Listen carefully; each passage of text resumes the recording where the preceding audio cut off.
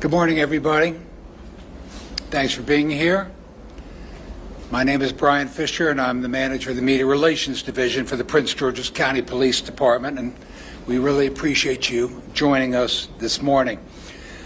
Speaking with you this morning will be Prince George's County Police Chief George Nader, the County Executive for Prince George's County, Aisha Braveboy, the Superintendent of the Maryland State Police, Colonel Roland L. Butler, Jr., the Chief of the Bowie Police Department, Dwayne A. Preston, and the State's Attorney for Prince George's County, Tara Jackson.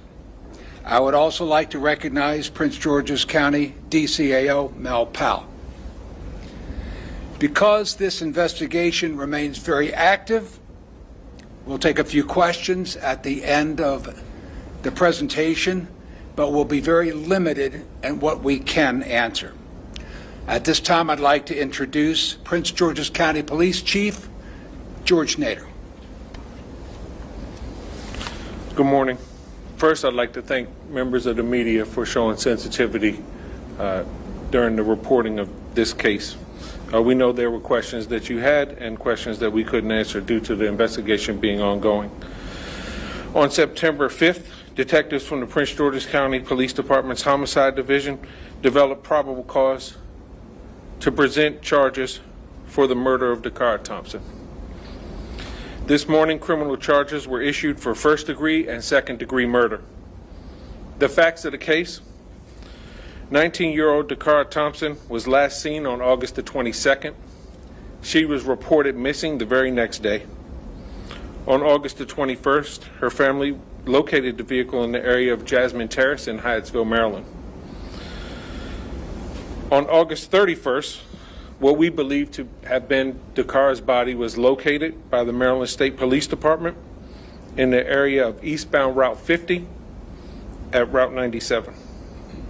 On August 23rd, in the area of University Boulevard in Hyattsville, Maryland, a short distance from her vehicle, at approximately 3 a.m., for reasons still under investigation, it appears that Dacara willfully entered a vehicle being driven by Hugo Hernandez-Mendez, 35-year-old male out of Bowie, Maryland.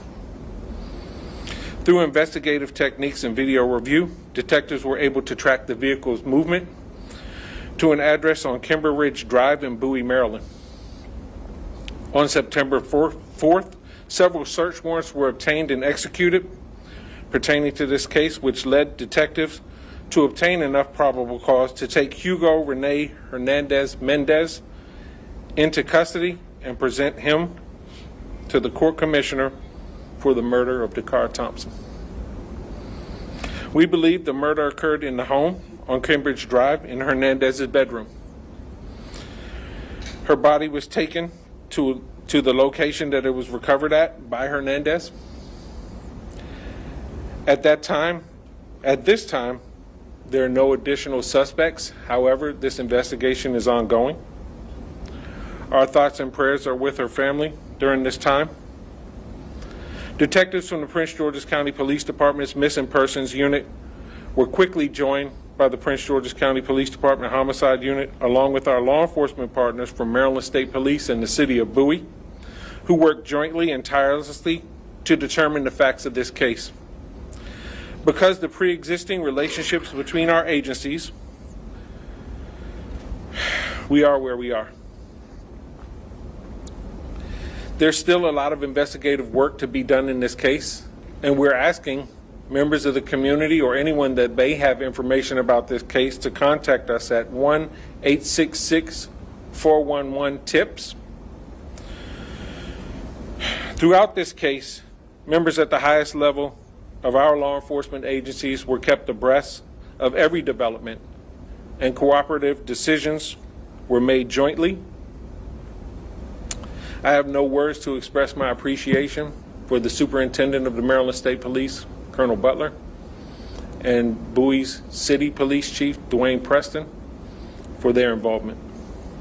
In addition to law enforcement involvement in this case, the highest level of our governments were kept abreast of this matter.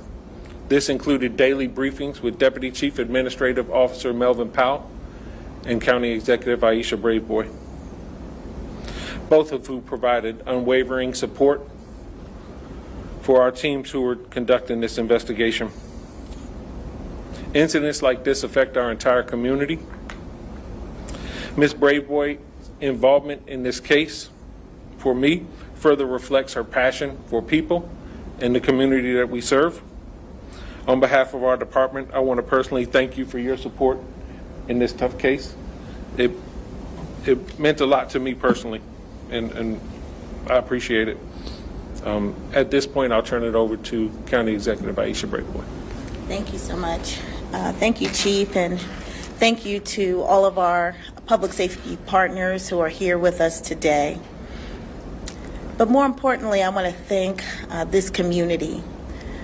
When you found out that Dacara Thompson was missing, you answered the calls of her parents and her family to help find her, to locate her, because she means so much to so many.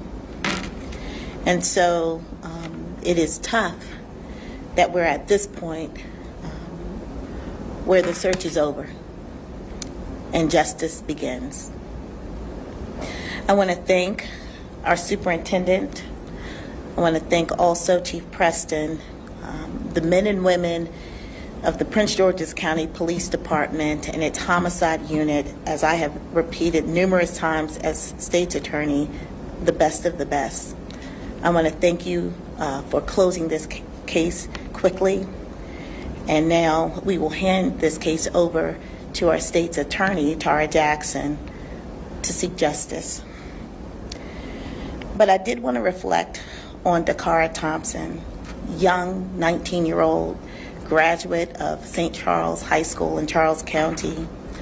She was living with her father, and part of the reason she lived here is because she was working for nonprofit Prince George's as part of her service year option that she decided to participate in, and that this activity is sponsored by our Governor Wes Moore.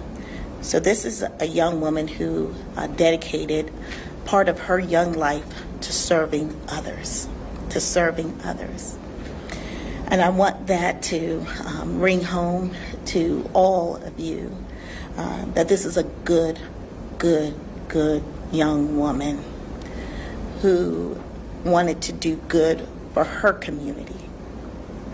And now her community will stand behind her family as we seek justice for her. I will now turn the mic over to our Superintendent Butler. Good morning. On behalf of Governor Wes Moore and the entire Maryland Department of State Police family, I'd like to extend my deepest condolences to the family and friends of Ms. Dacara Thompson, a young life that was taken far too soon. Shortly before 5 p.m. on August 31st, troopers from the Maryland State Police Annapolis Barrack were dispatched to the area of U.S. Route 50 between Maryland Route 424 and Interstate 97 in Anne Arundel County for the report of a disabled vehicle. Upon arrival, troopers observed a female lying unresponsive in a grassy area off the highway. Information obtained indicated that the disabled vehicle was unrelated to the investigation that we have embarked upon. Investigators from the Maryland State Police Criminal Enforcement Division South Region responded to the scene along with State Police crime scene technicians from our Forensic Services Division. They processed the scene. Shortly after, they contacted the Prince George's County Police. The Maryland State Police and the Prince George's County Police have been conducting a joint investigation into the death of Ms. Dacara Jackson. As additional information becomes available, I am sure the Prince George's County and the Maryland State Police will share that information with you. The circumstances surrounding her death still remain under investigation, so we will continue to answer those questions that we think the community and the family want those answers. Thank you. I'd like to introduce Chief Dwayne Preston from the City of Bowie.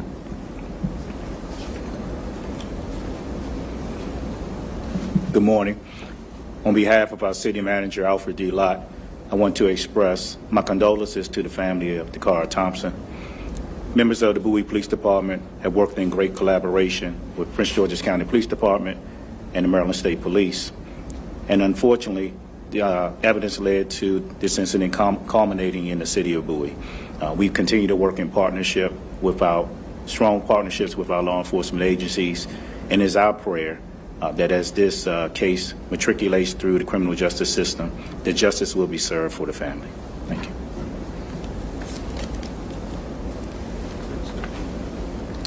Good morning. I too would like to first express my condolences to the family of Dacara Thompson. I cannot imagine the pain that the family is feeling right now. And I agree with the county executive when she says that the community is grieving with the family. I also want to thank the county executive and her leadership team, Chief Nader, Chief Preston, our Maryland State Police partners. We are indeed a team in bringing justice and protecting our community. I know that the public has been following this case closely, and oftentimes our community does not understand the legal process and roles of each member of our legal team, of our law enforcement team. So as State's Attorney for Prince George's, I'm here this morning to explain the legal process and next steps. The police have charged Mr. Hernandez-Mendez, as you've heard, with murder and related charges. He has appeared before a commissioner, a judicial officer, and that commissioner has determined that there is probable cause to support the charges, and he was held without bond. Mr. Hernandez-Mendez will now appear at a bond hearing. We're not sure whether that bond hearing will be today or on Monday. And during that hearing, the court will determine whether or not he should remain held. And in making that decision, the court will look at the nature of the charges that are lodged against him, as well as the safety of the community. As I said, this bond hearing may occur on Monday and not today. At this point, there really is not much more that I can offer other than to say in the weeks to come, my office will do a thorough review of the evidence, and we will determine whether or not Mr. Hernandez-Mendez should be indicted, and if so, what he should be indicted for. It is important to remind our residents, and I want to do this always, that any person who is charged with a crime in Prince George's is entitled to due process through our judicial system, and it's my job as the state's attorney to ensure that the justice occurs, but that the processes are transparent and fair and in full accordance with the law. And finally, I just want to add that my office remains steadfast in working with our partners daily to make sure that our community is safe. Thank you. So the deepest gratitude for the men and women of the Prince George's County Police Department that worked this case literally around the clock since she was reported missing. I deeply appreciate their efforts, and I appreciate the journalism that has covered this case to this point. Now we'll open it up for a few questions. Ma'am. Chief, I want to ask you your thoughts on what you think happened here with these two coming together, and then separately, is there any indication that she was alive moving around the home, or that this was a murder that happened? We don't believe she was moving around the home. We believe everything transpired in the bedroom. So what is surrounding the two coming together, that's what we're still investigating. Does the suspect have any other violent crimes in his past? Nothing, not that we're aware of, but we are aware of one prior arrest that occurred with United States Park Police in April. If it wasn't for that disabled car, would that area have been searched? Was that on your radar? That area is probably about 7 miles away from the murder location, but a good distance away from where she went missing. So we are thankful that the Maryland State Police had the ability to locate that body based on that call for service. Chief, was this suspect subject to an ICE detainer from that spring arrest? He was not at that. He was not subject to an ICE detainer based on that spring arrest. Not any other? Are you aware? We believe that one was issued yesterday. County executive or whoever wants to handle this, that's going to be an aspect of this case given our time today and age. Yes.